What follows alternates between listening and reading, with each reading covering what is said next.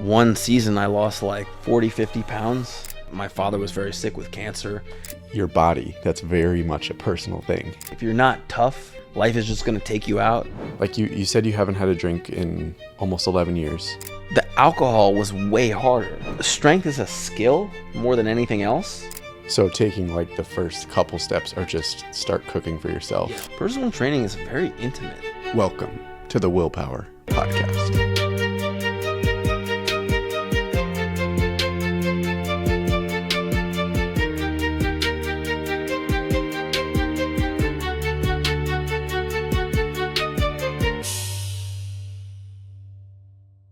Okay, so let's get into the story of personal training.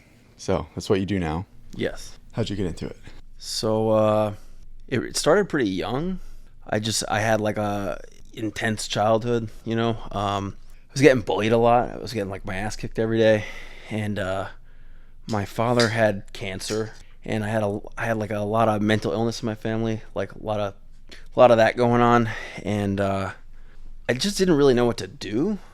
And I was just so tired of getting my ass kicked. I basically just scoured the internet. And so I'm 33, was born in 92, you know, so like 16, 17 years ago.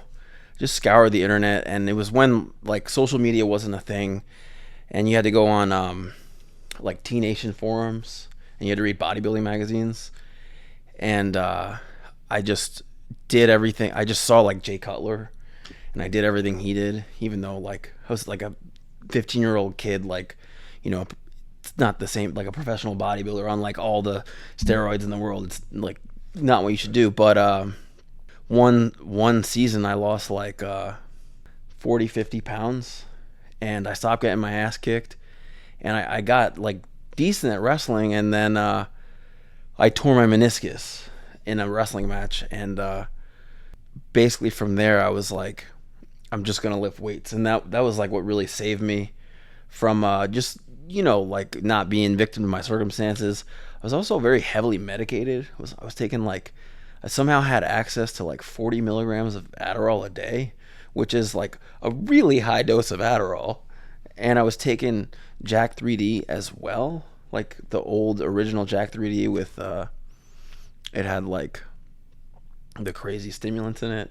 It's illegal now. What is Jack 3D? It was like the OG pre-workout. Okay. Like people who started lifting in like the early, I don't know, people who started lifting like 15 years ago will know what Jack 3D is. Mm-hmm. Some high schooler overdosed on it and died, but you could buy it at GNC. It was like during that era where like you were allowed to, they were like selling fake steroids at GNC, like pro hormones. Mm-hmm. And so I was like, taking like an insane amount of stuff. But after that knee injury, I really fell in love with lifting weights. And I really think it saved my life. Like it was like a dark situation for me. And one thing that also really changed my life was I had an uncle who wasn't really my uncle take me aside when my father was very sick with cancer. And he was like, listen, your dad's going to get really sick. And just a little backstory, like my father's a hero. He went down to he's a chiropractor for 30 years in the West Village. He went to 9/11 Ground Zero when it happened. He was working on the first responders, but he wasn't wearing a mask, and he got like stage 4 lymphoma.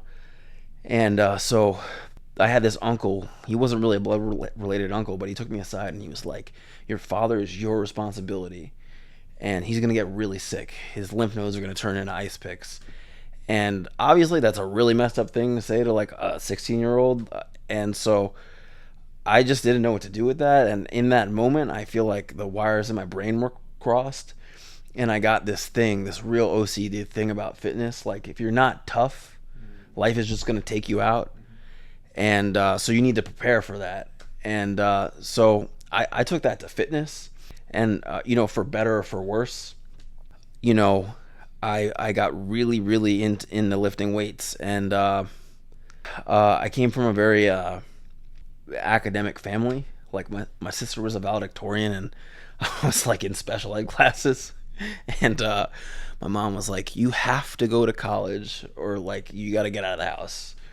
And I was like, I thought I was like, my whole life I thought I was very stupid, and so I was like, the only way I can go to college is if I go to music school, because I had played the bass my whole life, electric bass, and so I just basically just took a lot of Adderall and practiced, and I got in the school of music conservatory on a scholarship, and I wanted to still train, but I ended up going to school, and it was really overwhelming because I never was like around, like hung out with girls in high school. Like I never got invited to parties, and I didn't know how to, like, I didn't have much experience drinking, and so like pretty much from the get-go I was a blackout drunk.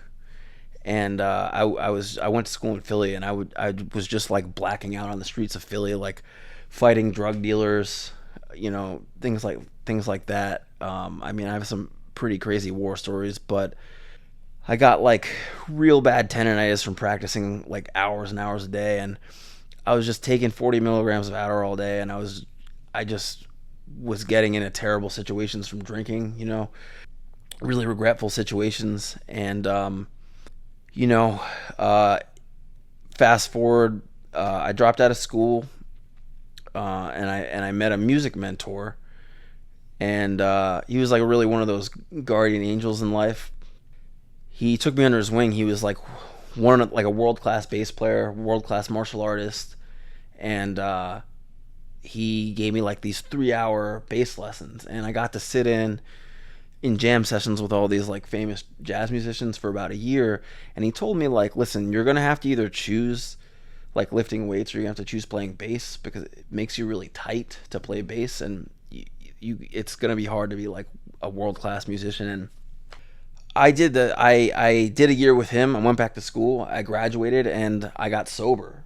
So that's a whole nother story we can go into later. But yeah, I stopped drinking, and I stopped taking Adderall cold turkey, and to this day, it's been so October 10th, 2014 has been, I haven't had a narcotic, alcohol, or weed since October 10th, 2014. So I got sober, I went back to school, I graduated, and I was a professional musician for a bit in my early 20s, but I was just miserable, and I just had so much. I really struggled with my self-worth around if I had a bad gig. I just felt like I was, can I curse on this podcast? Yeah, fuck yeah. I was like such a piece of shit. And it wasn't fun anymore. And I just felt like I wasn't going to make it.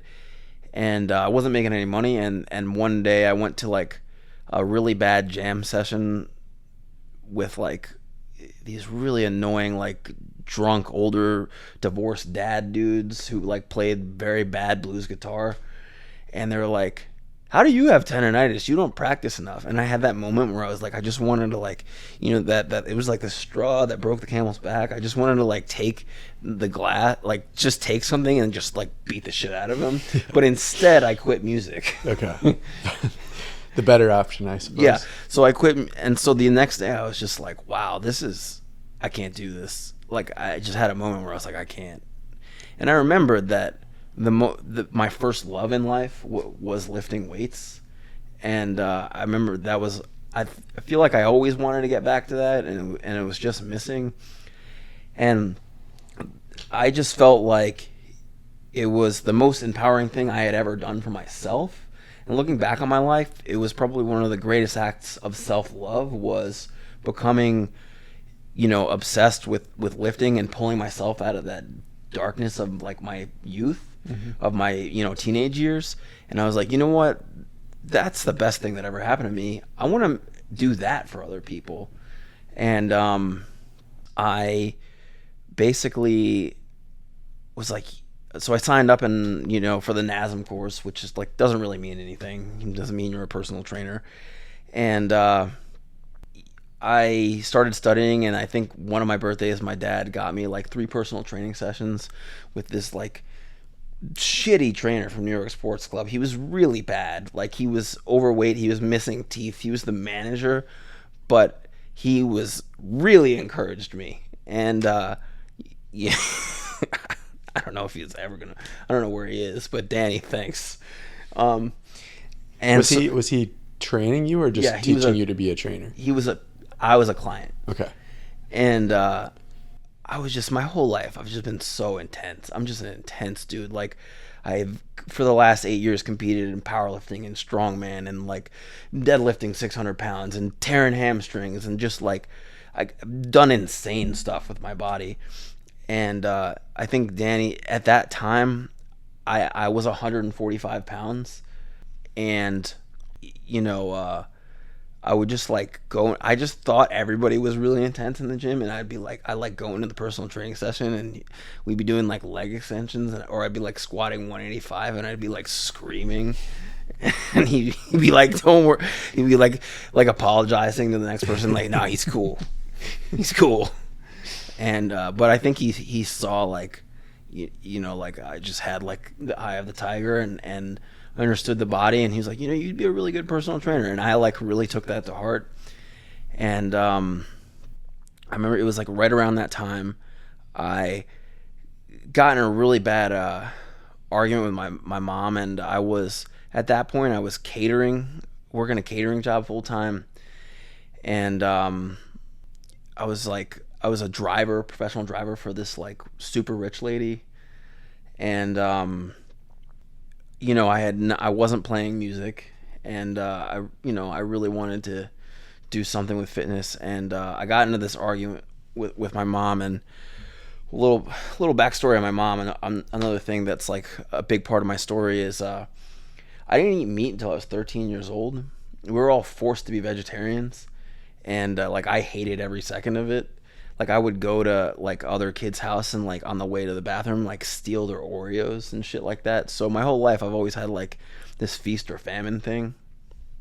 And so I remember one night after I came home from catering, my mom had like these like organic vegan like chocolate chip scones in the freezer, and I fucking ate I ate the whole bag. And I remember like I got back from this catering gig, and it was like 3:00 in the morning, and I got off the train, and she picked me up in the car, and we were sitting in like complete silence. She goes, "So I think you ate all my chocolate chip scones." And then I was just like, "That's it! I'm moving out." And I just got out of the car and walked home. But it was, you know, that's like my trigger for, like with my mom is like, you know, commenting on the food thing, like and so I moved to Brooklyn in one weekend with like $700, and I shared a floor with this Trinidadian woman named Silky. She was like the mayor of Malcolm X Boulevard in Bed-Stuy. She was like the mayor of that block. She would have like all the block parties. She was very good to me. She you know, she was always like making sure I was like fed, and you know, I got invited to every cookout. And I moved, and so I catered full time, and I started working at Equinox. And so that was like that was January of 2016. And I would basically like wake up at 5 a.m. to work the floor at Equinox, and then I would at night I would go cater. And there was like times when I was like falling asleep on the subway, and like strangers would wake me up, and I'd get off wake up right up at my stop. And then within 6 months, just based off of commission, I turned Equinox into a 6-figure commission, and like I had a full-time business, and I knew that it was for me.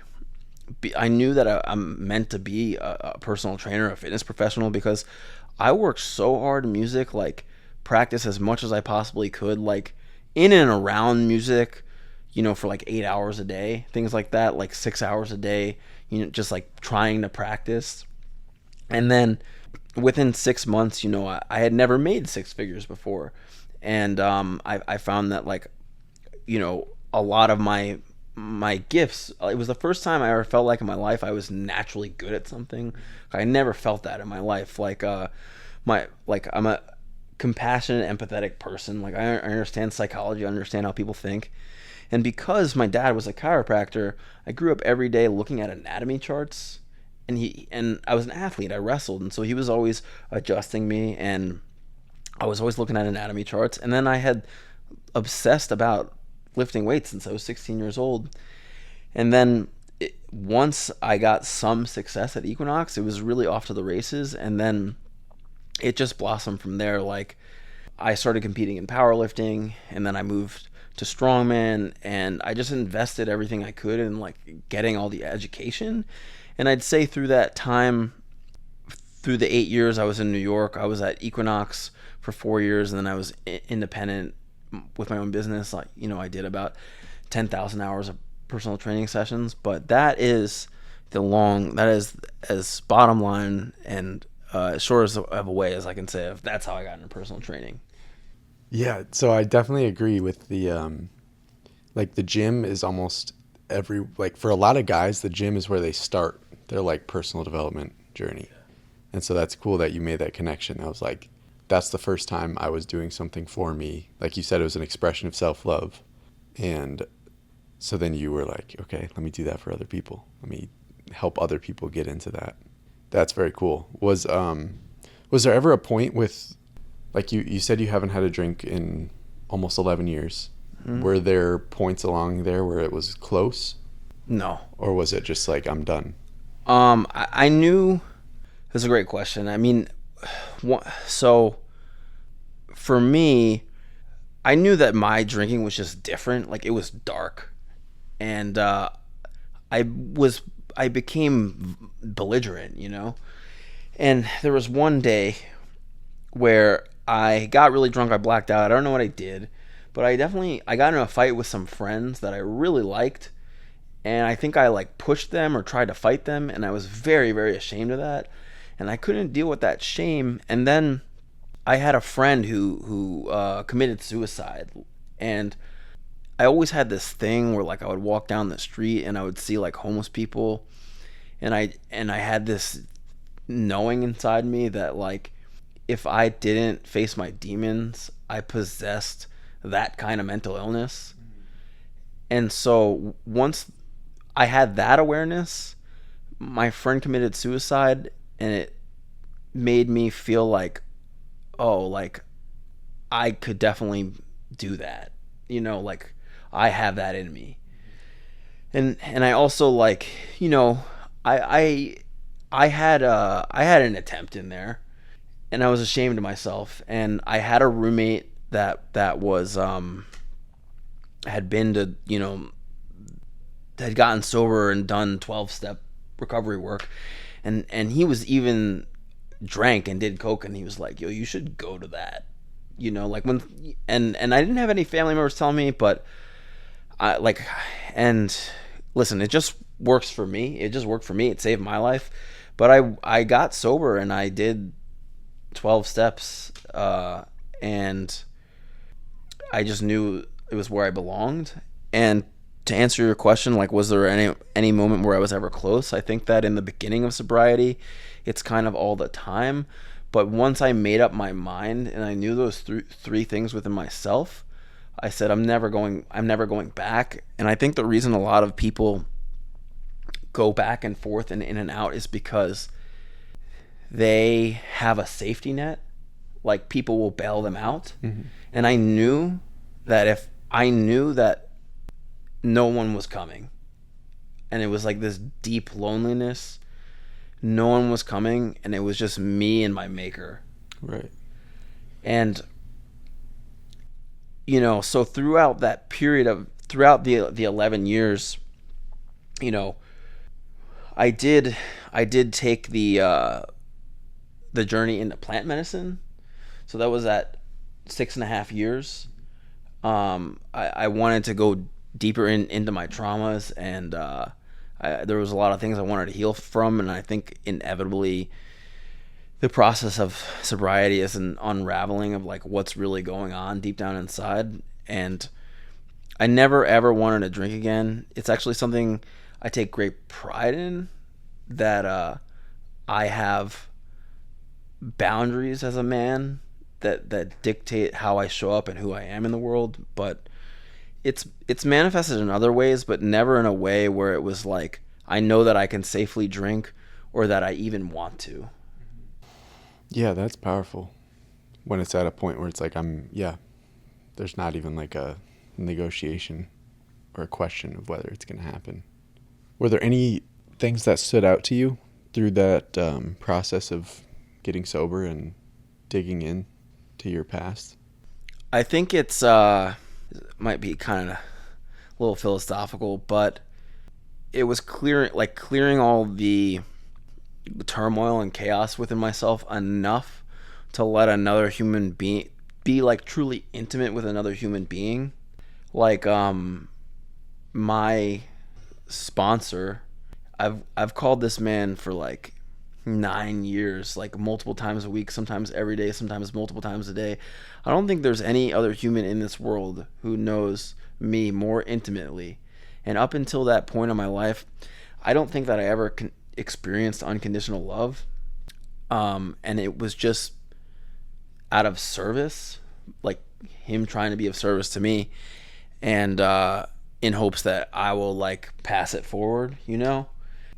And I think that really changed everything for me. Like I don't think I felt like I had never been like heard up until that point of my life. And obviously there's like many layers, and time will bring things up, but I think at the core of addiction, it's just a deep loneliness. And the process of working on myself and getting sober and doing steps and all that is uncovering everything in the way that allows me to be connected to other people, that keeps me isolated and keeps me wanting to think I'm different. Yeah, that's interesting to hear about feeling unconditional love for the first time. What do you think that changed for you? Did it change the way that you showed up for other people in your life? I think it really like as corny as it sounded, like really opened my heart up, you know, like it made me feel like I'm not crazy, you know, and it gave me the courage to like, you know, like share things like this right now, and I think that, you know, to like wrap in like training and coaching, I think it's the combination of like being able to share the story vulnerable while simultaneously exuding or having or displaying strength. It's both that inspires people, you know. If it's just vulnerability, it's not inspiring. If it's just strength, it's kind of douchey. Right.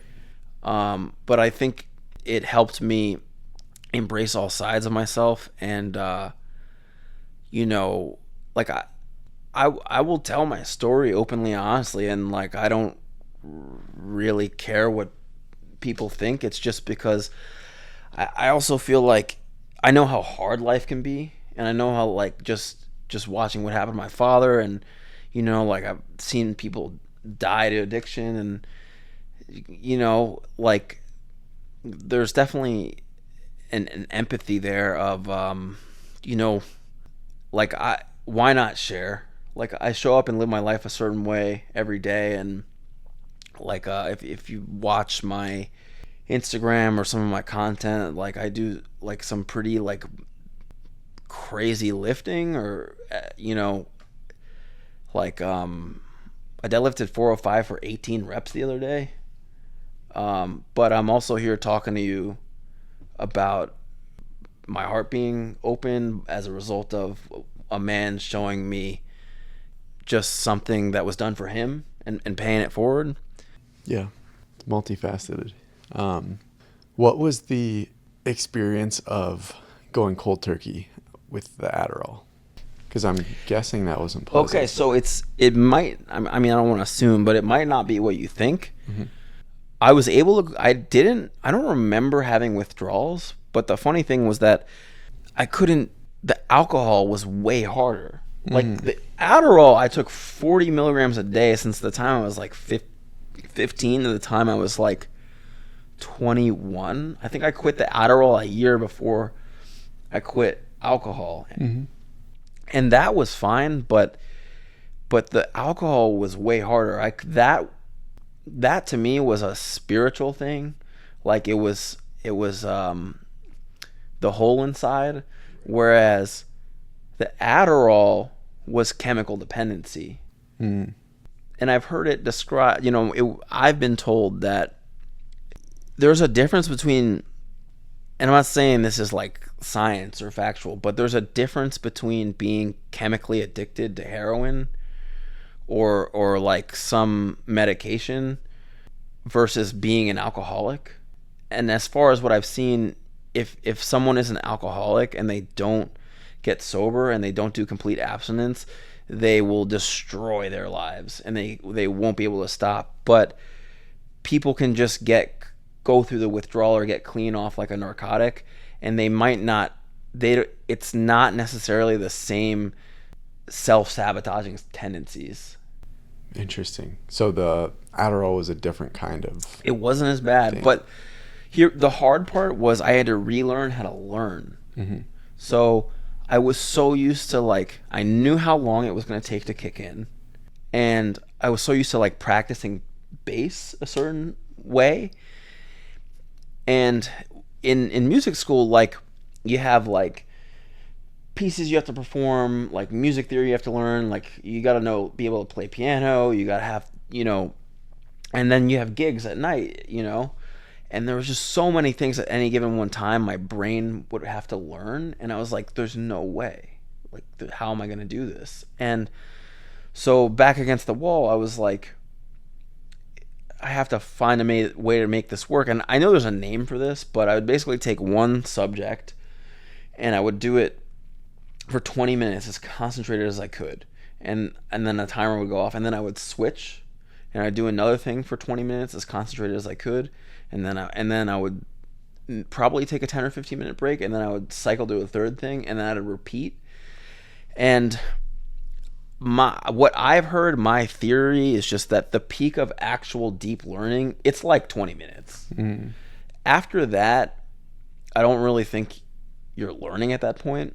And as far as performance goes and music goes, it's not just about working hard, it's about like practicing the right way.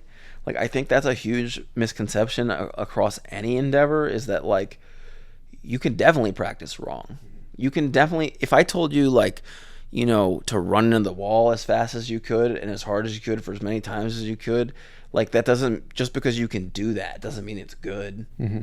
So I had to be like, okay, perfect practice, like quality. And there was also this thing where like people would brag like, oh, I was in the practice room for like 8 hours. And so I would write down every time I had like a perfect 20 minutes, I'd tally the time. And what I found was 3 total hours of perfect time took me 6 hours to accomplish. And so that was like the great lesson of like it being difficult to come off Adderall. I've heard it's really bad for you to go cold turkey. I don't know, something worse should have happened. I don't know. I also say this, I think that it took my brain chemistry years to like balance out. Like, I think it took like 4 years. And that was just for you to be able to learn again, or learn just in a way that like makes sense. be less like emotionally erratic in my head. Oh, okay.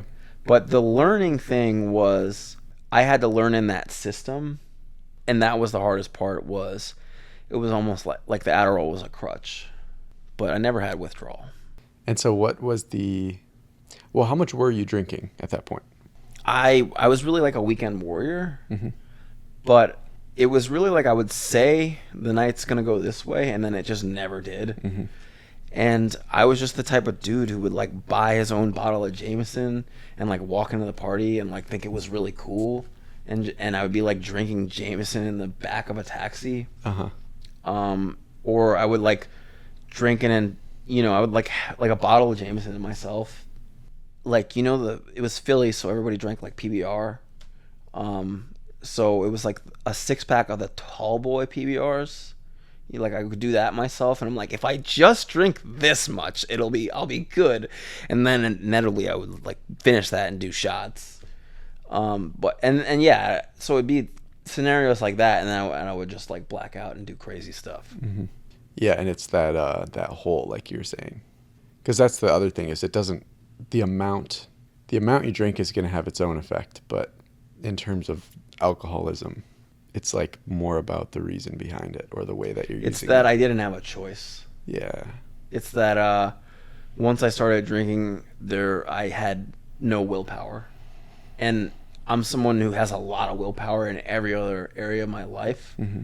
That's like how I've gotten through my life. Was not possible with that. Yeah, that's interesting to think about. You were practicing music for hours on end, but then also going crazy on the weekends. I think that's like the most, a lot of people don't like the terminology, like the disease of alcoholism. But I think the most misunderstood aspect of that is that it has nothing to do with willpower. There are very high performing people who are alcoholics who are really successful in all other areas of their life and can display intense discipline. But when it comes to that, there's no amount of willpower that works. So, okay, changing topics. How do you work with clients today? If you met with a new client, how do you get started with them? So it depends on the modality. Like I do 3 different things. I do online coaching. I do for FaceTime or Zoom sessions, and then I train people in person.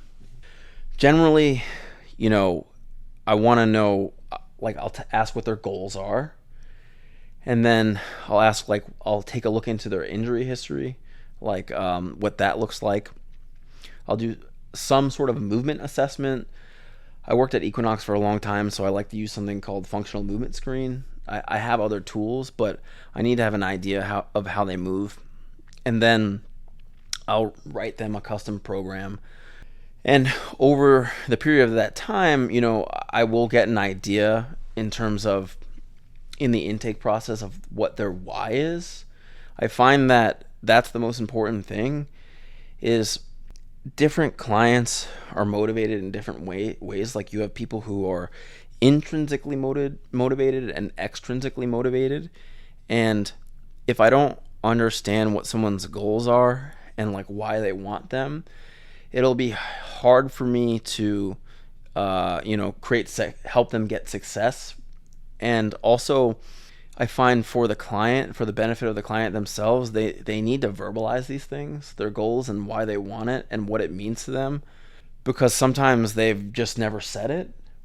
And what I learned in my pursuit of fitness is the thing that gave me such intense discipline was I had a really, really intense why, and I think that when you have a higher reason for doing something, or you're even if it's not a higher reason, you're in touch with why you want to do it, I don't think it's discipline anymore. You're drawing from a power greater than that. So that tends to be a huge part of it. I tend to do an interview process to start, and then everything from there is more technical and like biomechanics and things like that. So finding that why. Yeah, it's so true. There have been times where I'm inspired to try to make some change, but if the only reason I'm making the change is like, it sounded cool, I'm like so much less likely to actually follow through versus if there's a real reason behind it. So here's the kicker at the end of the day. People who are like either like crazy strong or like insanely like have an insane physique, they're not okay inside. And so their why is usually like really intense. And it's sort of the paradox of like performance is that exceptional people are like just really, a lot of them can like draw on their demons. Mm-hmm. And for some people it makes world champions, and for other people it destroys their body, or it's just incredibly unhealthy. I found that the latter part of my fitness journey for me was about balancing out and figuring out like, okay, what's the line of like how much should I like accept myself versus like how much should I push and try to do awesome stuff that's like inhuman. Because a lot of the reason that I got into it was because I didn't feel safe in my body. Like I was tired of being taken advantage of. I did not love myself. I hated the way I looked. But then when it came time to compete in those moments, I could flip a switch, and I could just be in complete flow state. But I also have torn my left hamstring, torn my left labrum in my shoulder. I've torn my tricep. I've had foot surgery and I have knee surgery, and I put it back together and to be able to. I have a Strongman competition in July. I can do everything I need to do again, but the whole why thing is it is a deeper level of self-awareness, and it isn't, as far as like working with clients, it's so important to know because there's also things that are within the scope of your practice. If I sort of get an idea of like there's some real mental illness going on here, like that's something that I need to like refer out for. Mm-hmm. But also it gives me an idea of like, okay, this person's like really an overachiever. This person can like go the distance, or this person like really needs their hand held. And what I've also found is that in one part, because if someone has a really intense why, they will be motivated to go beyond what they think their capabilities are. But I also have seen that people who tend to be, very neurotic or very in their head, and then there's people who are like super in their bodies. Everybody responds different to different types of training. So like if I know someone is robust physically and mentally, I know they can do like a lot of barbell stuff. I know they can do really intense training. And if I know someone is like a very neurotic person, it goes more functional. Like it becomes more kettlebells just because their nervous system can't handle it. So I do think that why at the end of the day dictates a lot of things, and it tells me who I'm working with and like how I need to speak to them. Yeah, so it literally will determine what they end up, like what their workouts look like. Yeah. Beyond just whether they have motivation to do them or not. Yeah, so you have certain people who you're like, this person's got it, they're going to be good. And then there's other people who you have to work more with, I'm guessing, in terms of motivation. Yeah, I mean, everybody's got different goals, right? Like I work with mostly like what you would call general population people. I have prep powerlifters for competition. I do have, I have a guy I started training when he was in his 40s, and now he's early to mid 50s, and he had never lifted weights before, and he's soaking wet at $160, deadlifting 405. He's never made an excuse ever. He wants to remain anonymous, but I don't think he never had an injury, never made an excuse ever. He's only gotten stronger and stronger and stronger. And then I have like 30-year-olds who like it's just completely not the case. Like they come to me and like their back hurts and this and that. And so I train them in a completely different way because I know that their mind isn't, I hesitate to say that their mind isn't strong enough, but the way they perceive sensation in their body is a little bit more obsessive versus when someone is like, I'm doing this no matter what, those things fade to the back. And I've seen the variance across the board. And so I do talk to people a lot, and I get an idea for like how different movements feel for them. And then I know what, like if someone falls into the camp of like this person can tolerate a lot of like spinal loading, they can tolerate really intense training, they're robust, and then other people, it's just they need something else. And I would say the core tenet of how I work with people is that it's different for everybody.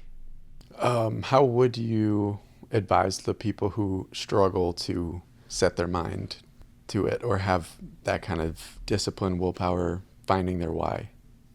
How would you advise those people to move forward? And I do think that it's similar to the sobriety thing. Like you're ready when you're ready, and the degree to which someone is in emotional, physical, spiritual pain is the amount of leverage they have that they can flip that into a why. It's kind of like alchemy, like to transmute that. That's what I did in my life. And so some some people are just not ready, and there are clients where it is about they need softness and someone to hold their hand, but they will never, it's going to be hard for them to get an exceptional results, because if I wasn't there, they wouldn't be doing it. And so that is one reason why personal training will always exist, which isn't a bad thing. Like I love helping people who would have otherwise never have been introduced to lifting weights because they were intimidated. Maybe it was just something that they had bad experiences in high school. Like, that's one of my favorite things. Like, in New York, my entire clientele mostly was gay men, and I really enjoyed that because a lot of them had really bad experiences growing up, like with the weight room, and then I was able to show them a relationship to their body via maybe the barbell, or just lifting heavy, or or just like hard bodybuilding, or like just hard strength and conditioning, and they learn to enjoy it. And so that's really fun. But a lot of it is you're ready when you're ready, and sometimes like you need a coach to lay it out for you. But even then, like, you have to have a strong reason. What's your philosophy around diet when working with clients or for yourself?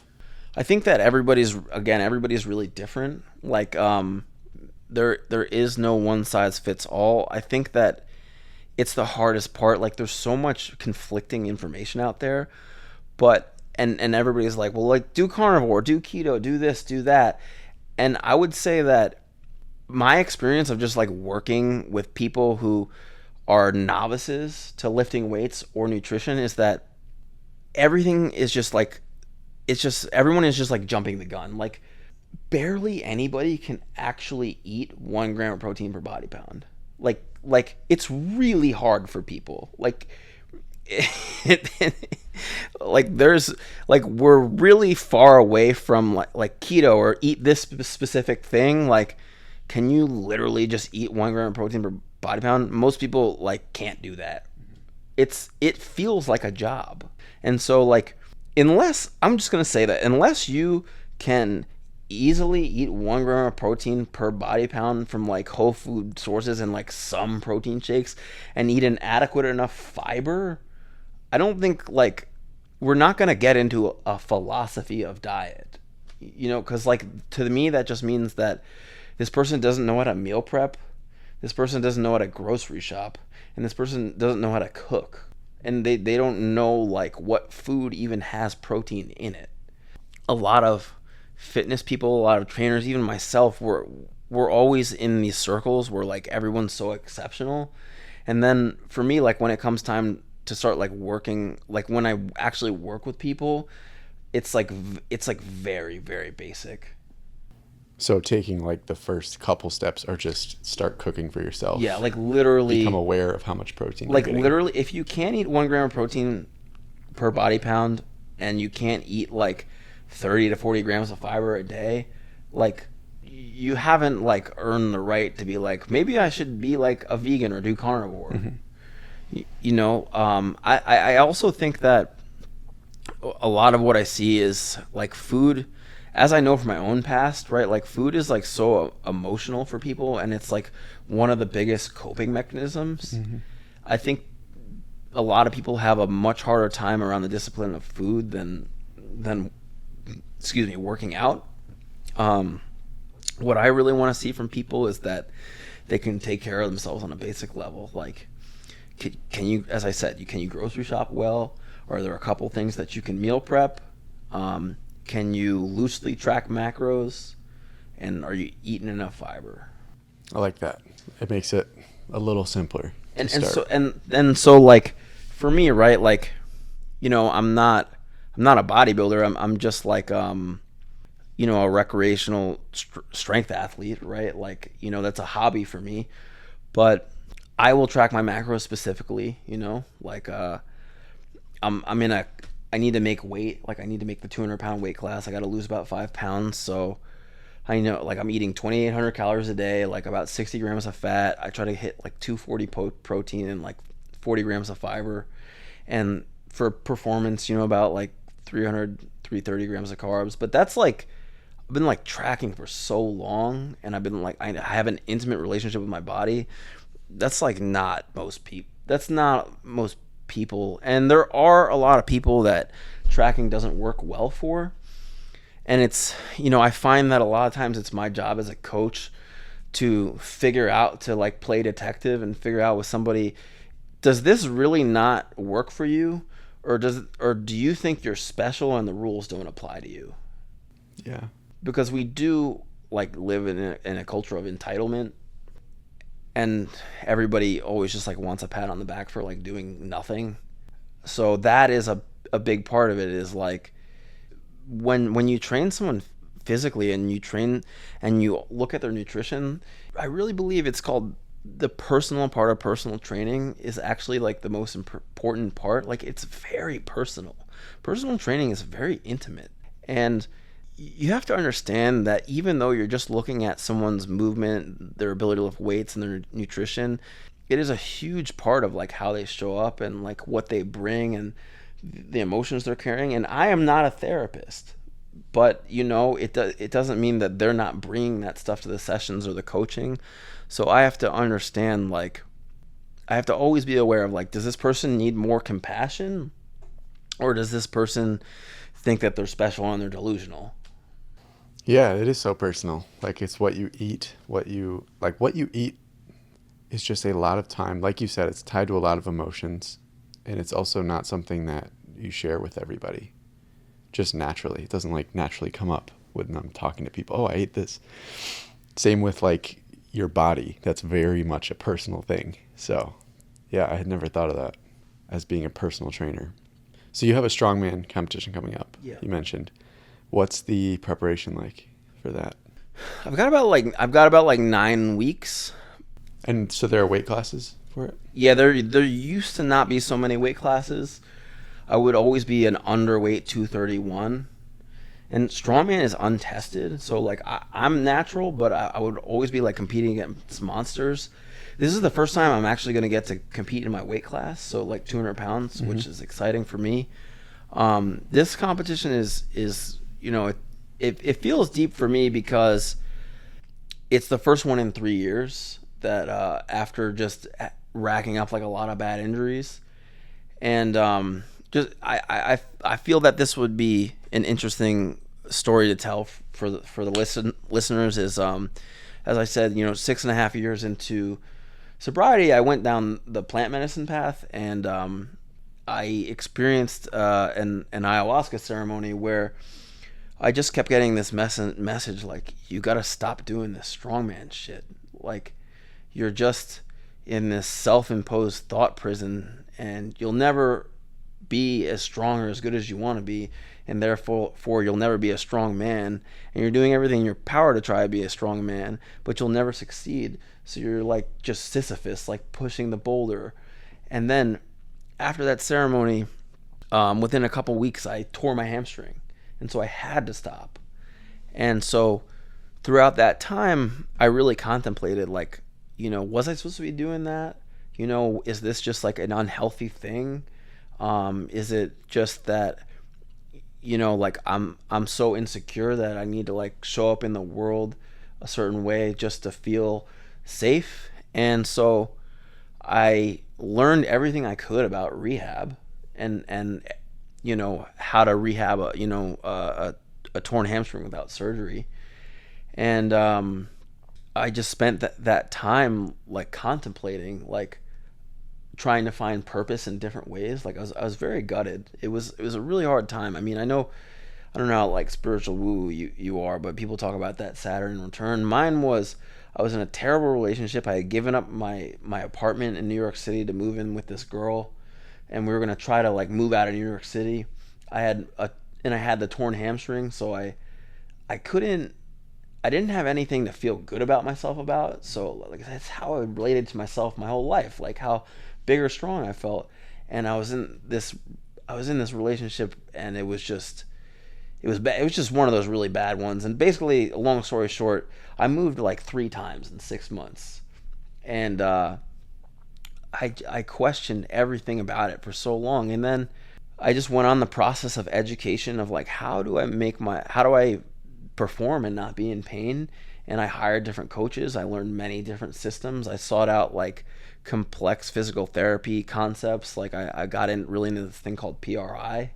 And finally, my body came back around. And one of the things that really highlighted to me is I think that there are seasons of the body, and that can be years, months, weeks. Like we want this process so fast, but your body works in much longer cycles than I think most people think. And so finally, I got myself to the point where like I never thought. I mean, before I tore my hamstring, like I was just like, wasn't sure. Like I thought I was done. And geez, I mean, like it's not like in the world of like like steroid strongman lifting. Like I hit 700 on the trap bar, no belt, no straps for a double post tearing hamstring. It was like a big deal for me. And then I just had gotten into this feeling about my body where like I just started to feel fragile because I was overthinking every little programming thing, every intricacy. Like this hip is too internally rotated, and that's why my knee feels this way, and X, Y, and Z. And then one of my buddies was like, "Hey, we're all gonna do this strongman competition. You should do it with us." And I was like, "Am I ready?" And then I just kept talking to my girlfriend about it, and she was like, "It sounds like you really want to do it." And then I just signed up. And then once I signed up, like I had already rehabbed like all my injuries. I just had gotten into the habit of obsessing about sensations in my body. And once I signed up, they all went away. My body felt like I became a different athlete overnight, and I was doing things that I hadn't done in years. And it was like that switch flipped. It was the why. It was the why. Completely changed how my body felt. And so that was a long story to come to the point to answer the question of, what does this prep look like? It kind of has brought me full circle to getting into fitness because, I never felt like enough. But now I'm just so grateful to be able to do this stuff. I don't really care about like if I win or not. Like it'd be nice to get a nationals invite, but I'm just so happy that like the body heals. And like now when I get to do strongman, I just feel primal, like I feel like, oh, let's move, like okay, strongman is the lifting equivalent of running with scissors. Okay, that it's that for me.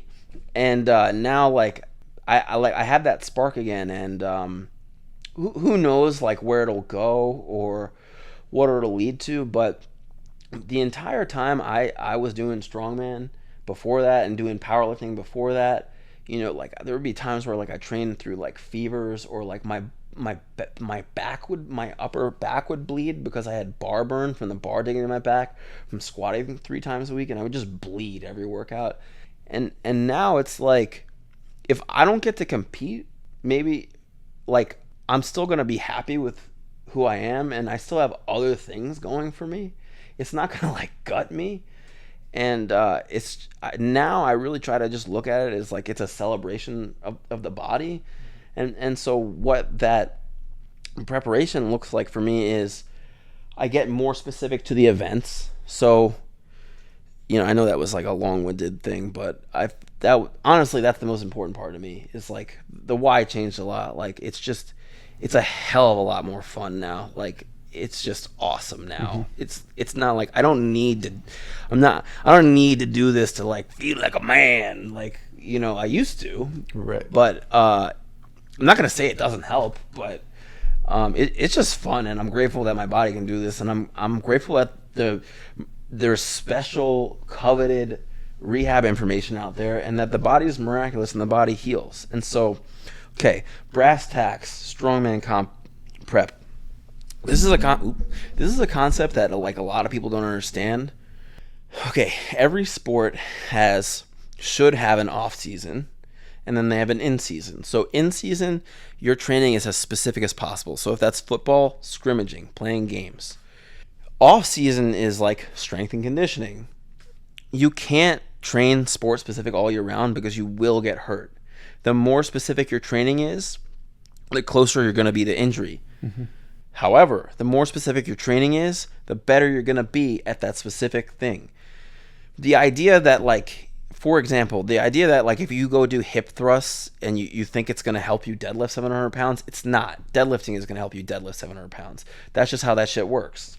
And so you have to train the events. So the events are, it's a alternating overhead medley. So it's a 220 log and a 235 axle pressed overhead. You go back and forth. You have 60 seconds for as many reps.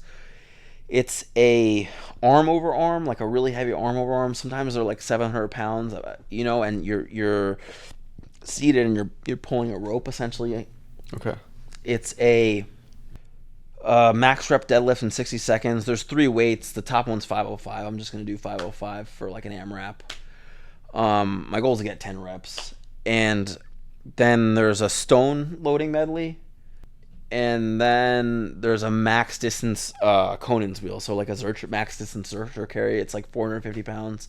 Max distance in 60 seconds. So basically, you got to train the events, but you can't train them for too long or you will destroy your body. Yeah. That's kind of the thing with strongman, is that it can be dangerous, but the cool thing about it is that if you understand programming and physiology and peaking, you organize the training in such a way that it spares your body.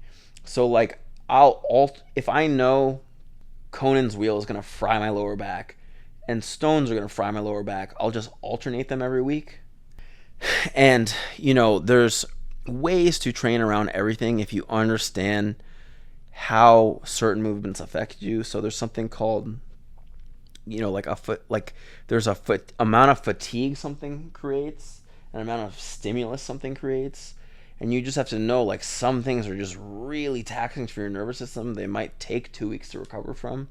So it's incredibly structured. A lot of people think that, like, they see, like, these, like, barbaric people, like, lifting weights. It's just, like, all mind over matter. It's actually a lot of intelligence and a lot of planning. So these first 4 weeks, I haven't trained strongman events much. I've been doing, like, much more basic strength and conditioning. A lot of it is, like, getting the pattern down.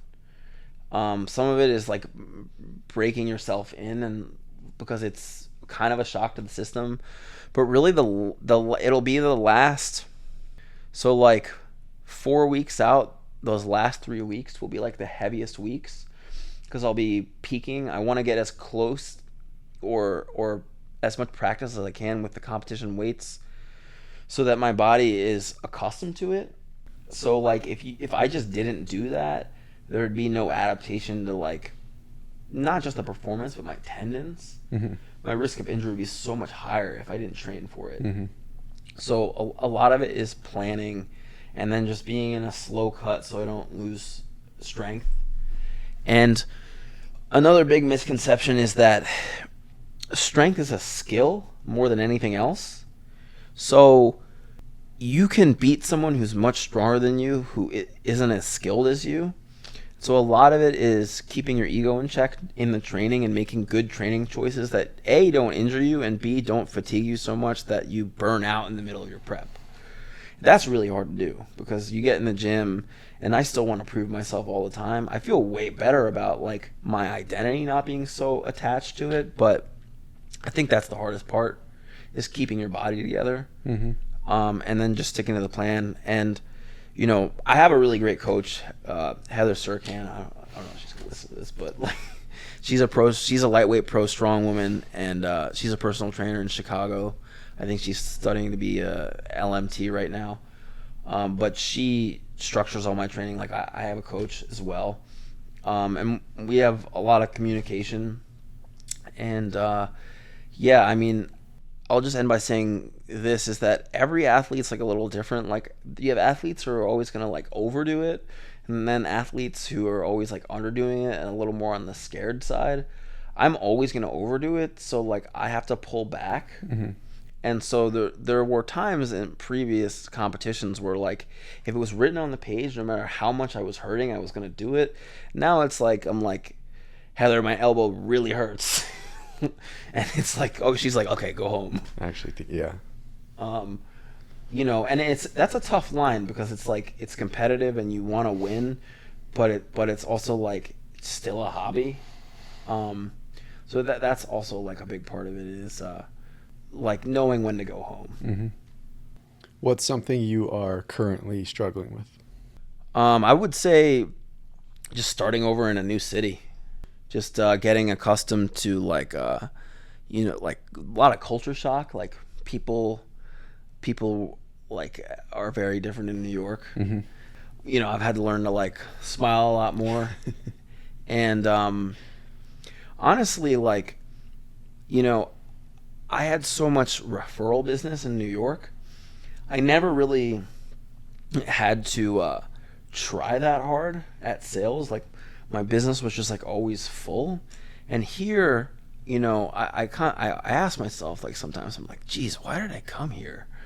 And I think a lot of the lesson for me is to heal those wounds of like self-worth and feeling like I deserve things, and really knowing like how talented and gifted I am as a coach. And so what that means for me here is I've had to stretch myself more in entrepreneurial ways more in the last like 8 months living here than I did in like the last 4 years of owning my business in New York. And I discovered, you know, my perception of this place of Austin is that community is very much so currency. And I've had to put myself out there in ways that I never really had. Like I put on events, you know, I do a ton of networking. You know, I put on like I do like cold walk-ins to apartment complexes, and I've gotten a lot of clients that way by like putting on events for them. Mm-hmm. Like it's taught me that like there's like opportunities everywhere. It's just staying out of a scarcity mindset long enough to like have the ideas come to me. Right. And you know, it is, you know, every place is different, right? Like, you know, I had never lived anywhere else my whole life, so just understanding like geography really does affect people. But that's really been the thing. Like I've stretched myself more in the last 8 months than I have in a long time, just like learning this place, and honestly just expanding my network. I think I honestly, if I knew what starting over in a new place was going to take, I don't think I would have done it. But I think that my ignorance got me here, and I really wanted to come. When I was in New York, you know, I was really struggling with like loneliness, and then right before I left, I met my girlfriend, and greatest woman I've ever met. We're in a long distance relationship, and you know, she helped me drive across country here. But honestly, a lot of my ignorance got me here, which is it was a good thing. Mm-hmm. But and now you know, I'm in the lesson, you know. That's why I'm here talking to you. Yeah. But I think that, you know, everybody has like blind spots, you know. Like for me, even though like someone might look at like strongman or like lifting weights or like a really intense workout as something that's uncomfortable, I've been doing it for so long, it's now comfort to me. So the things that are really difficult for me are not the gym. And so I think that it's been really important for me to challenge myself in ways that I'm not comfortable. And it's a trick to the world. Like everybody thinks like, wow, you're so tough. Like you deadlifted 405 or 18 reps. It's like, no, that's easy for me. You know, it's hard for me to make cold calls. So but I do think that's kind of like the trick of, and the key to success is like to know where like your blind spots are, and to have like the courage to get better at them. Right. Confront those things that are uncomfortable. Yeah, I was just listening to a podcast with Cam Hanes, who's like a ultramarathon runner. Yeah, I know who that is. Yes, and he was talking about how like the idea for him of sitting on the couch for a day is like horrendous. Brutal. Like horrible. Brutal. He's like, oh gosh, that would be horrible. So that relates here. It's like, yeah, there are places you find comfort, which other people see as like, holy shit, that sounds horrible. I don't know how I could do that. But yeah, then also having the wherewithal to find the things where you are uncomfortable and actually dig into those. What does your dream life look like? I want to own a gym in some capacity. I want a home gym as well. I mean, a lot of it is material things. I mean, I would like a house, but really just to I love what like strength sports and lifting weights and just in general the fitness world has done for me. I like to be able to do that for as long as I can, and I would like to have an impact on the industry. I find it really frustrating that the industry is so saturated with like misinformation, and there's no way for like normal people to discern what a good coach is. Like you could look awesome and just literally say whatever you want and people are going to be like, that guy. But it's like he can't inject his genetics into you by osmosis. I mean, I'm sure that he knows, like that does exist. People who look awesome who are great coaches, but I think that by far and large there's just there's no standardization in the industry, and so I'd like to be part of making the industry better, and whether that means like making a uniform certification someday that makes it so that people say like, oh, you have this, I know I can hire you, because gym jobs are not very good. Like you get paid like no money, it's crazy hours, but I would love for that gym that I have opened to offer a great job where the trainers want to stay. Another inherent problem of the industry is that a lot of gyms are afraid of hiring coaches that are really good because they know that clientele is loyal to the coach, not the gym. And so a lot of gyms make you sign non-competes. But my argument for that is if the product was good and the experience was good for the employees, then that wouldn't be the problem. Right, because they wouldn't leave. So I would like to be a part of solving those problems and having a gym where like people really want to work. And I want personal training to be taken way more seriously, and I want it to interface with the medical community. I don't know how that happens, but like there were certain startups that I looked into that I work for. Some worked out, some didn't, about like elderly care and personal training. I think that it needs to become a more integrated part of society. So whether that's creating a unified certification that standardizes coaching so that the coaches can get a better job and clientele know how to find a good coach, because a great personal trainer is like worth their weight in gold. Bad personal trainers, whatever, but like a great coach can change your life. So that's a big one, like a standardization or certification, having a gym that creates like great jobs, or just being a part of like, I think there should be a higher barrier to entry to the industry. The problem is it's a low barrier to entry and a very high ceiling. I'm not complaining. Like I think that there's a ton of opportunities now, but I would like to see some of that standardization. And I would like to be able to just compete for fun, as a master's until I can't, and leave my impact on the industry, and just treat people well, laugh a lot, lift some big weights, and have a good time. Awesome, man. Well, thank you for coming on. Can you tell people where to find out more about you? Yeah, so you can go on my Instagram. It's at EliAdams92. And then my website is sacredbodybyeliadams.com. You can go on there and book a free consultation. Awesome. Thank you again. Awesome, man. Appreciate you, brother. Yeah. Bye, everybody.